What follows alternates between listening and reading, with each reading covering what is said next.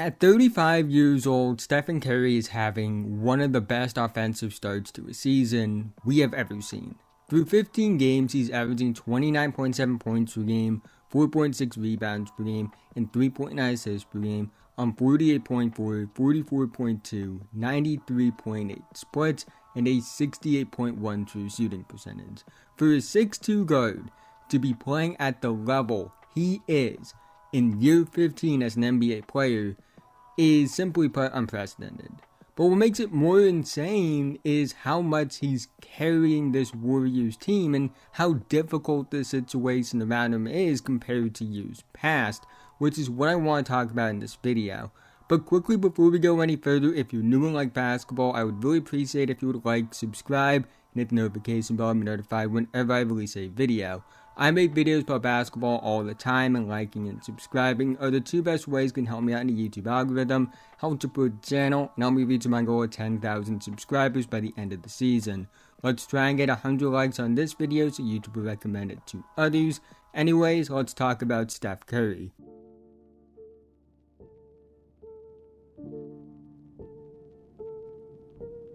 I want to put into perspective how much Steph is carrying this Warriors team.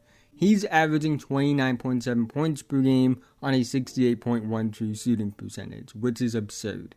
The second leading scorer, Klay Thompson, is averaging 15 points per game on a 53.8 true shooting percentage, and he's been a negative most nights because of the fact that he has some of the worst shot selection I've ever seen this season. On top of that, nobody else on the Warriors is averaging over 12 points per game. Wiggins has been playing the worst basketball of his NBA career up to this point, which says a lot. Chris Paul has been a nice facilitator off the bench or even as a starter, but he hasn't been effective as a scorer even compared to last season. Moody and Kuminga have been solid in their first real opportunity, but they aren't major scoring threats. Pods has had flashes, but he's still a rookie. Draymond has actually been a pretty good three-point shooter when he's played and isn't choking out opposing players, but he's not a big scorer, and you can only ask so much out of Dario Saric. But it's not just the base numbers, it's the advanced numbers as well. Steph leads the team in usage rate at 32.1. The next closest among qualified players is Kuminga at 25.5, but he comes off the bench. Among starters, the second highest usage rate is Klay at 22.8. Steph leads the team in offensive win shares at 1.4. Second on the team is Chris Paul at 0.9. And here's the craziest part. Steph leads the team in offensive box score plus minus at 8.5. Second place on the team is Chris Paul at 2.9. Steph leads the team in value over replacement player at 1.3. Next closest is Dario Saric at 0.5. When you combine all of this, the production gap, the efficiency gap, and the advanced metrics gap, it really shows how much Steph is carrying this team and how valuable he is to this team. But what makes it so crazy seeing these gaps is how absurd of an individual player he's been despite that. Steph only has one game this season where he hasn't hit at least 4 3-pointers. He has 5 times as many games where he's hit 7 3-pointers compared to games where he has just one. He has a 68.5 true shooting percentage despite the fact that he's taking close to double the amount of threes compared to twos. He's that efficient while consistently taking shots that anyone minus maybe Dame would get benched for. He's doing this with the most defensive attention on him in his NBA career. He's having arguably his best 3-point shooting season ever, which is absurd considering he's Steph Curry. When watching Steph Curry play, it blows my mind. We all know he's a great player, one of the 10 best to ever lace them up, and he's a lot closer to 5 than he is 10, whether you like it or not.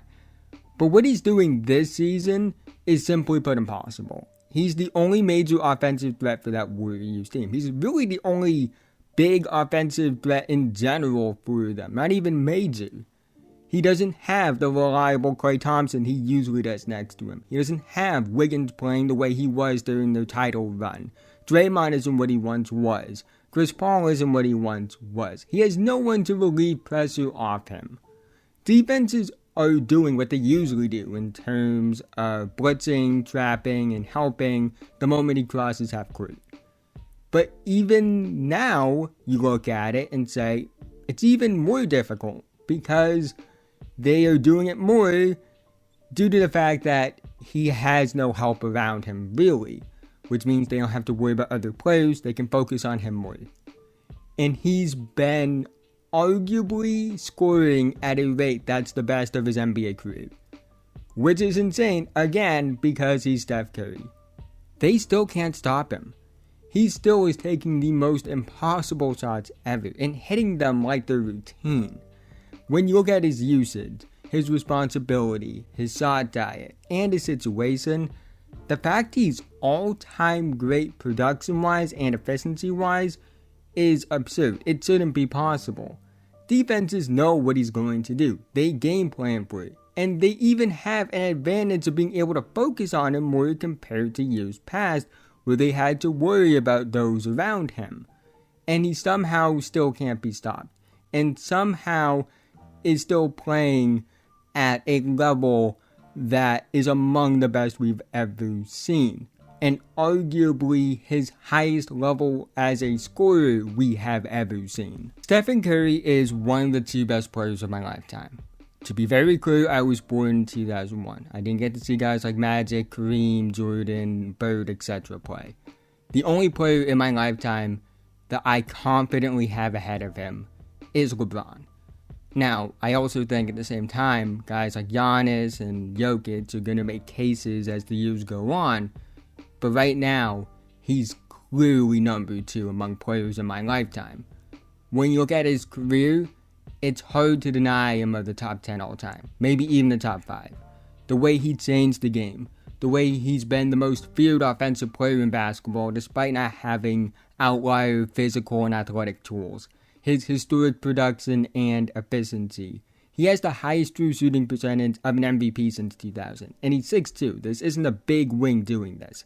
He's flirting with 70 true shooting percentage as a 6'2" player, averaging nearly 30 points per game.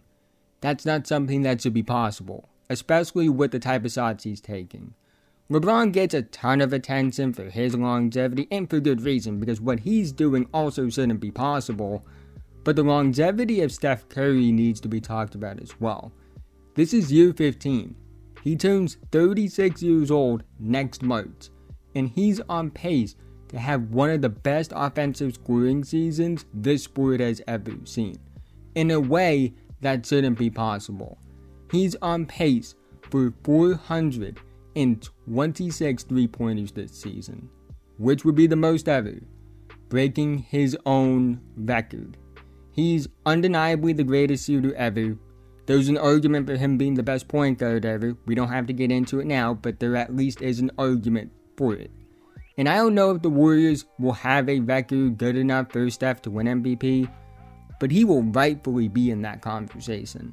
He is playing at an MVP level. Maybe even underselling it by saying it's an MVP level. It's been that good. He's a top 3 player in the world right now. The only 2 I think are better are Jokic and Giannis. There's just something magical about Steph Curry. Something impossible about what he does that you never get tired of. And honestly, sometimes when you watch him play, it feels like he can't keep getting away with this. But that's the end of this video. If you made it to this point, thank you so much. Again, haven't already, like, subscribe, hit notification bell to be notified whenever I release a video. I make videos about basketball all the time, and liking and subscribing are the 2 best ways can help me out in the YouTube algorithm, help support the channel, and help me reach my goal of 10,000 subscribers by the end of the season. Let's try and get 100 likes on this video so YouTube will recommend it to others. Love to hear your thoughts about Steph Curry. What do you think he's been doing this season? How good do you think he's been? Where does this start to the season rank among some of his best seasons ever? Where do you think he ranks all time? Leave all of that down below in the comment section. But with that being said, Have a nice day, and I'll see you guys in the next one.